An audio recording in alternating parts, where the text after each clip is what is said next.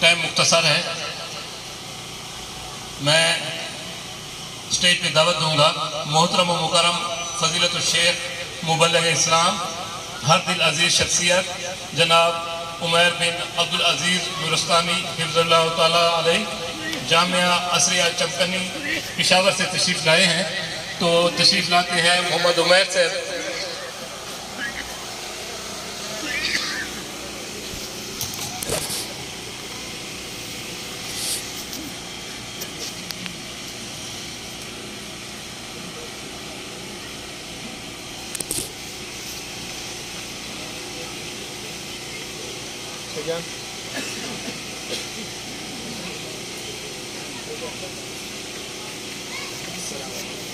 کتنا ٹائم ہے؟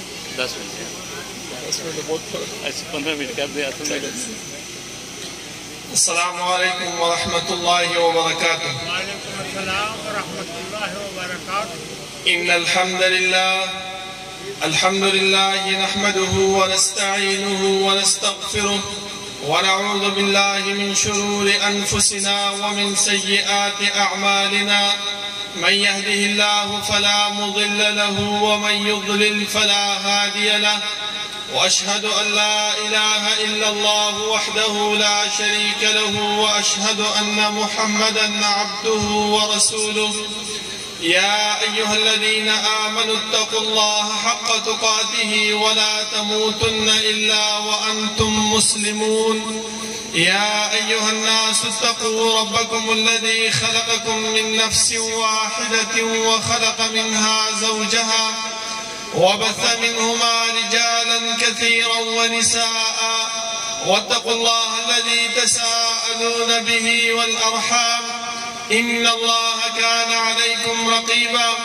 يا أيها الذين آمنوا اتقوا الله وقولوا قولا سديدا يصلح لكم أعمالكم ويغفر لكم ذنوبكم، ومن يطع الله ورسوله فقد فاز فوزا عظيما. أما بعد فإن خير الحديث كتاب الله، وخير الهدي هدي محمد صلى الله عليه وسلم، وشر الأمور محدثاتها، وكل محدثة بدعة، وكل بدعة ضلالة، وكل ضلالة في النار. بسم الله الرحمن الرحيم. لقد من الله على المؤمنين إذ بعث فيهم رسولا من أنفسهم يتلو عليهم آياته ويزكيهم ويعلمهم الكتاب والحكمة وإن كانوا من قبل لفي ضلال مبين.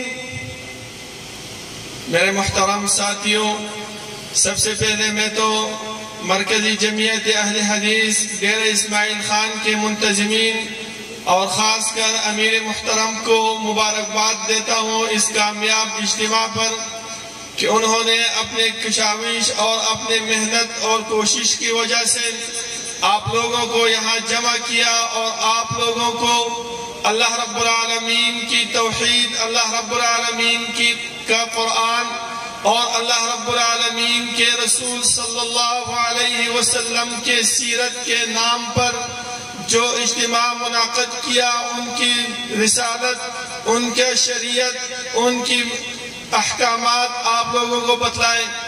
میرے محترم ساتھیوں، میں نے جو آیات کریمہ آپ لوگوں کے سامنے بیان کیا ہے، رب العالمین اس آیات کریمہ میں اس بات کی طرف اشارہ کرتے ہیں کہ اے مسلمان ساتھیوں، اے مسلمانوں، آپ اس بات پہ یقین کیجئے کہ اللہ رب العالمین نے آپ کے طرف جو پیغمبر بھیجا ہے، جو قائد بھیجا ہے، جو رہنما بھیجا ہے، اس قائد، اس رہنما کی ڈیوٹی آپ کی طرف بتائی ہے. اور یہ ایسی ویسی بات نہیں ہے، بلکہ اللہ رب العالمین نے آپ لوگوں پر احسان کیا ہے. میرے سے پہلے کراچی سے جو عالم تشریف فرماتے ہیں، انہوں نے آپ سے یہ بات کہی کہ ڈیرہ اسماعیل خان کے لوگ اس بات پہ گواہ ہوں گے کہ میں ان کو اللہ رب العالمین کا کتاب، اللہ رب العالمین کا قرآن بیان کروں گا. وہ تو آپ کو بیان کر چکے ہیں، لیکن میں آپ اس بات پہ یقین کیجئے، آپ اس بات پہ شاہد رہیے کہ میں آپ کو اللہ رب العالمین کے رسول صلی اللہ علیہ وسلم کے تابعداری اور ان کی سیرت کے بارے میں تھوڑا بتلاؤں گا، کیونکہ اس کانفرنس کا موضوع وہی یہی ہے کہ سیرت خاتم النبیین۔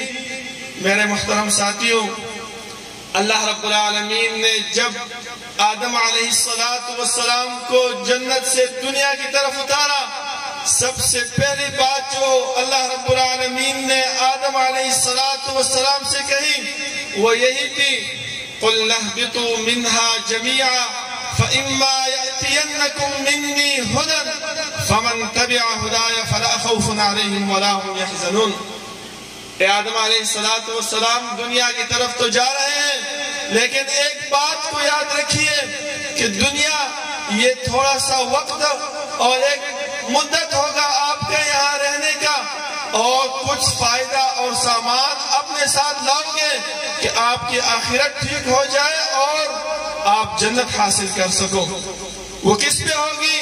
وہ اس بات پہ ہوگی کہ میرے طرف سے ایک قائد اور ایک رہنما آپ کی طرف آئے گا، آپ اس کی تابعداری اور اطاعت کرو گے تو آپ کامیاب رہو گے، آپ کا جنت حاصل کر لو گے، لیکن اگر اطاعت نہ کی تو نہ جنت ہے اور نہ کامیابی حاصل کر سکو گے۔ پھر انسان کے ذہن میں یہ بات آتی ہے کہ یار ہم تو اطاعت کر لیں گے لیکن ہمیں کیا ملے گا؟ ایک انسان تو حریص حرص سے بھرا ہوا ہے۔ تو اللہ رب العالمین نے اس کے اس سوال کے جواب بھی دے دیا کہ انسان کہ اگر میرے اس قائد اور رہنما کی بات پر عمل کرو گے تو آپ کو دو انعامات ملیں گے۔ ایک، فلا خوف علیہم ولا هم يحزنون، قبر میں جب رکھے جاؤ گے، قبر کی اندھیری، قبر کی وحشت، قبر کی ہولناکی، اس میں کوئی خوف نہیں ہوگا۔ کس بات میں؟ اس وجہ سے کہ آپ نے اللہ کے رسول کی اطاعت کی ہوگی۔ دوسرا، جب اس قبر سے اٹھاؤ جاؤ گے تو قیامت کے دن ہر انسان ایک نیکی کی طرف تمنا اور آرزو کرے گا کہ میرا یہ نیکی مجھے مل جائے اور میں اس کو بچ جاؤں۔ تو اللہ فرماتے ہیں کہ اس دن وہ خفگان نہیں ہوگا، وہ ڈر نہیں ہوگا آپ کے دل میں۔ تو یہ دو نیکی اللہ رب العالمین نے ہمیں دے دی۔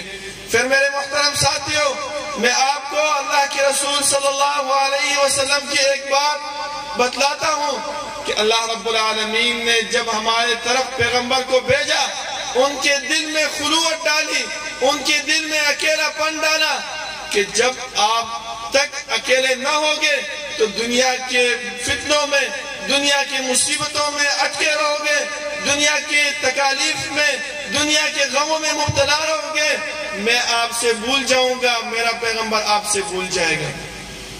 چاہیے یہی ہے کہ ہم یہ چاہتے ہیں کہ کامیابی حاصل کریں تو ہم اللہ کے رسول صلی اللہ علیہ وسلم کی طرح اپنے آپ کو ایک طرف اکیلا کر دیں، جیسے کہ اللہ کے رسول صلی اللہ علیہ وسلم غار حرا کی طرف گئے تھے۔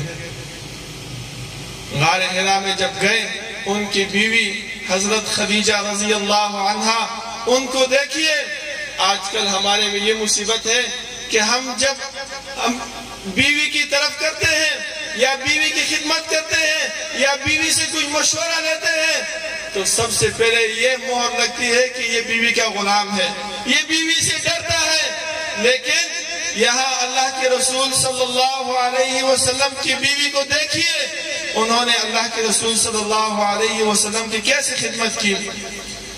مہینوں کے دنوں کے حساب سے کھانا تیار کر کے ان کو دیتی تھی، وہ اکیلا جا کر اللہ کے رسول عبادت کرتے تھے۔ دن گزرتے گئے، اللہ نے اپنا ملائک فرشتہ بھیجا اور انہوں نے قرآن کریم کی وحی اللہ رب العالمین کی طرف نازل فرمائی کہ اقرأ۔ سب سے پہلے تو پکڑ لیا اور اپنی طرف زور دیا۔ محدثین فرماتے ہیں کہ یہ زور کیوں دیا؟ یہ اسی وجہ سے کہ جو علم اور جو روشنی اللہ رب العالمین نے ملائک کے دل و دماغ میں ڈالی تھی کہ وہ زور دینے کی وجہ سے اللہ کے رسول صلی اللہ علیہ وسلم میں منتقل ہو جائے۔ جب وہ دیا، اس کے بعد اللہ کے رسول صلی اللہ علیہ وسلم انسان سے ڈر گئے آگے بیوی کو بولا کہ زملونی زملونی، مجھے چھپائیے، میرے پہ چادر ڈالیے۔ جب وہ چادر ڈال دیتی ہے، جب اللہ کے رسول صلی اللہ علیہ وسلم سے وہ خوف ختم ہو جاتی ہے اور وہ اٹھتے ہیں، تو آج کل کیا ہماری بیویاں ہوتی ہیں بس چھوڑو اپنا کام کرے گا، ہم کس نے بولا تھا کہ اکیلا جاؤ، کس نے بولا تھا کہ غاروں میں رہو، میں نے بولا تھا؟ نہیں، اللہ کے رسول صلی اللہ علیہ وسلم کی بیوی آتی ہے، فرماتی ہے کیا ہوا؟ تو اللہ کے رسول صلی اللہ علیہ وسلم اس کو سارا واقعہ بیان کرتے ہیں۔ اگر آج کل کے وقت میں ہم کوئی بات اپنی بیوی کو بیان کریں تو ہم پر رنگ مریدی کا ٹاپا لگتا ہے اور یہ بولتے ہیں کہ بیوی سے ڈرتا ہے۔ تو اللہ کے رسول صلی اللہ علیہ وسلم نے جب بتایا تو انہوں نے فرمایا، انہوں نے کچھ صفات اس کے بیان کیے۔ ڈیرہ اسماعیل خان کے لوگوں، اس بات پہ گواہ رہنا کہ ہمیں سیرت بیان کی گئی تھی۔ تو انہوں نے فرمایا اِنَّكَ لَتَصِلُ الرَّحِمِ، اے اللہ کے رسول، آپ جو ہے تو آپ کو اللہ کبھی بھی برباد نہیں کرے گا، آپ کو اللہ کبھی بھی شرمائے گا نہیں، آپ کو اللہ کبھی بھی رسوا نہیں کرے گا، کیونکہ آپ میں چند باتیں ہیں۔ وہ باتیں کیا تھی؟ جیسے کہ میرے سے پہلے فرمایا گیا لَقَدْ كَانَ لَكُمْ فِي رَسُولِ اللَّهِ أُسْوَةٌ حَسَنَةٌ، اللہ کے رسول صلی اللہ علیہ وسلم کے سیرت میں آپ لوگوں کے لیے بہترین نمونہ ہے۔ تو نمونہ کیا ہے میرے محترم ساتھیوں؟ جو کام اللہ کے رسول نے کیا تھا، ہمیں بھی چاہیے کہ ہم بھی وہ اپنے دلوں میں، اپنی زندگی میں ڈالیں کہ کامیاب ہو جائیں۔ کیا تھا؟ انہوں نے فرمایا کہ اِنَّكَ لَتَصِلُ الرَّحِمِ، آپ جو ہو تو صلہ رحمی کو پالتے ہو، اپنے آپ کو، اپنے سے کمتر لوگوں کو پوچھتے ہو، اپنے آپ جو رشتہ دار ہیں ان کا پوچھتے ہو، آپ سے جو بڑے ہیں ان کا پوچھتے ہو۔ حدیث میں آتا ہے کہ اللہ کے رسول صلی اللہ علیہ وسلم کے صحابہ نے فرمایا کہ اللہ کے رسول، اگر ایک بندہ آپ کی طرف آتا ہے، آپ کا پوچھتا ہے تو آپ بھی جاتے ہو اس کا پوچھتے ہو، تو یہ کیا ہے؟ اس نے بولا کہ یہ صلہ رحمی نہیں ہے بلکہ یہ تو مکافات ہے کہ وہ آپ کا پوچھتا ہے، آپ بھی جاتے ہو اس کا بدلہ دیتے ہو۔ صلہ رحمی وہ ہے کہ وہ آپ کا نہ پوچھے اور آپ جا کے اس کا پوچھتے، یہ صلہ رحمی ہے۔ اور دوسرا بتایا وَتَكْسِبُ الْمَعْدُومِ، آپ جو ہے جس بندے کا کام نہ ہو اس کے لیے کام ڈھونڈتے ہو، اس کے لیے محنت کرتے ہو، کوشش کرتے ہو کہ یہ میرا بندہ، یہ میرا بھائی، یہ میرا ہمسایہ، یہ جو ہے تو مشکل میں ہے، تکلیف میں ہے، اس کے لیے اس کو تکلیف کو دور کرنے کے لیے کوئی ذریعہ ڈھونڈ لو۔ تو میرے محترم ساتھیوں، یہ صفات اللہ کے رسول صلی اللہ علیہ وسلم کے بتلائے۔ اس کے بعد پھر اس طرح نہیں چھوڑا، بعد میں لے گئے اپنے چاچا زاد بھائی کے پاس، فرمایا کہ اپنے بھتیجے سے پوچھو جس نے کچھ دیکھا ہے۔ وہ بھی ورقہ بن نوفل، وہ بھی جو تھے عبرانی زبان کے ماہر تھے اور پچھلی دین جو تھی اس میں وقت گزارا تھا۔ تو اللہ کے رسول صلی اللہ علیہ وسلم نے جب حالات بیان کیے تو انہوں نے فرمایا کہ یہ وہی ملائکہ اور وہی ناموس ہے جو موسیٰ علیہ السلام کے پاس آیا، اللہ رب العالمین مجھے زندہ رکھے تو میں اس وقت آپ کا ساتھ دوں گا جب آپ کی قوم آپ کو نکالے گا۔ تو اللہ کے رسول صلی اللہ علیہ وسلم نے فرمایا او مخرجی ہوں، یہ لوگ مجھے نکالیں گے کہ میں 40 سال ان کے ساتھ رہا تھا، 40 سال تک ان کے پاس امانت گر صادق اور امین پکارتا تھا، ان کے پاس رہ کر یہ میرے سے فیصلے کرواتے تھے، یہ میرے سے اچھی اچھی باتیں سیکھتے تھے، یہ مجھے نکالیں گے؟ تو انہوں نے فرمایا ہاں، جو دعوت آپ لے کر آئے ہو، جو کام آپ کرتے ہو تو اس کے دشمنی کرنے والے بہت ہوتے ہیں۔ آپ دیکھو مرکزی جمعیت اہل حدیث کی جو دعوت ہے، اللہ کے رسول صلی اللہ علیہ وسلم کی سیرت کو بیان کرنا، اللہ کے رسول صلی اللہ علیہ وسلم کے خاتم النبوت کو بیان کرنا، یہ ان کا کام ہے۔ اور جب وہ بیان کرتے ہیں تو پھر کیا ہوتا ہے؟ لوگ اس کے دشمن بن جاتے ہیں کہ یہ کیسے باتیں کرتے ہیں۔ آپ دیکھیے ان کی مثال آپ کے سامنے ہے۔ کہ اللہ کے رسول صلی اللہ علیہ وسلم نے جب صفا کی پہاڑی پر چڑھ کے آواز دیا تھا کہ یا صباحا، اے لوگوں آ جاؤ، تو مکہ کے بڑے بڑے لوگ آ گئے تھے. تو انہوں نے فرمایا کہ میں نے آپ کے پاس کتنا وقت گزارا ہے، کتنا ٹائم میں نے آپ کے ساتھ رہا ہوں. انہوں نے فرمایا کہ بہت وقت رہے ہو، زندگی کے آدھا عمر آپ نے ہمارے ساتھ گزارا ہے، میں کیسے ہوں؟ انہوں نے فرمایا ما جربنا بک الا صدقا، ہم نے آپ پہ تجربہ نہیں کیا مگر آپ کو سچائی میں پایا، آپ کو امانتگر پایا، آپ کو ایسے بندہ پایا کہ اس میں کوئی شک و شبہ نہیں ہے. تو اللہ کے رسول صلی اللہ علیہ وسلم نے فرمایا کہ میں اللہ کی طرف سے اللہ کے دین بیان کرنے اور اللہ کے نذیر ہوں، آپ کی طرف بھیجا گیا ہوں. سب سے پہلے گھر سے بندہ کھڑا ہو گیا اور اللہ کے رسول کی مخالفت کی. میرے محترم ساتھیوں، تو یہ مخالفت ہمارے طرف سے ملے گی ہمیں اپنے گاؤں سے، اپنے علاقے سے، یہاں تک کہ اپنے گھر سے ہمیں ملے گی کہ آپ نے یہ دین کو کیوں قبول کیا، آپ نے اس مذہب کو کیوں قبول کیا، آپ نے اس مسلک کو کیوں قبول کیا.